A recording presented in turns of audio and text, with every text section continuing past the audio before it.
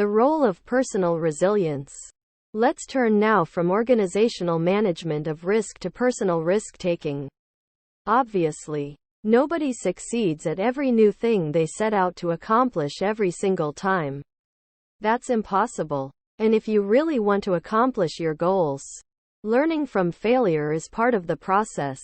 Fear isn't an option. If Priti Patkar had been afraid to work in the red light district of Mumbai, more than 1,000 children might have otherwise been sold into sexual slavery.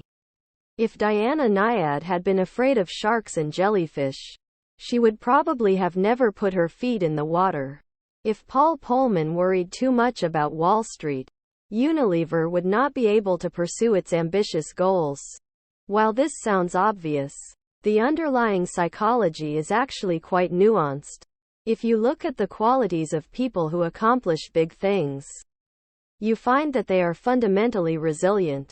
Resilient people aren't inhibited by fear. They appear to have a different sense of time than those who get upset by circumstance.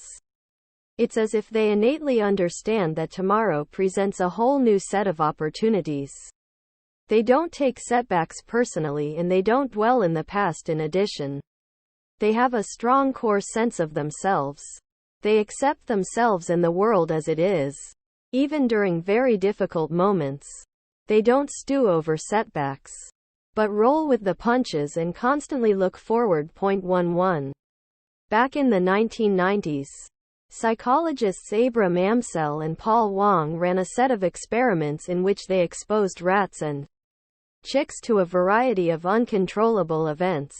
The experimenters discovered that if the animals learned to overcome frustration in one situation, they showed courage in later situations of uncontrollable shock.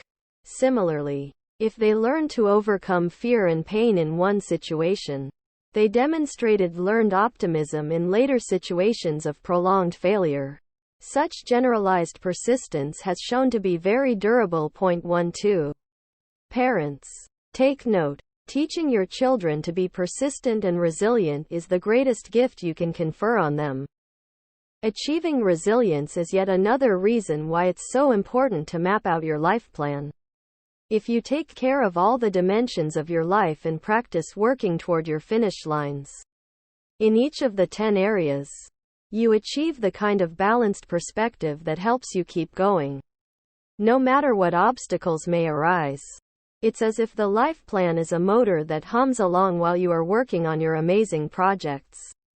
By paying attention to your personal enrichment, your health and spiritual life, the things that make you relax and have fun, and your friends, community, and household as well as your career and financial goals, you broaden yourself and gain resilience.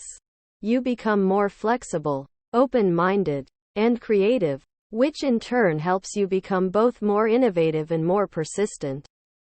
The more resilient you are, the easier it is to deal with risk, and the more other people will help you on your way because you are an inspiration for them. And when you attract the right people, see Chapter 5, the greatest among you, the more support you will gather for accomplishing your goal.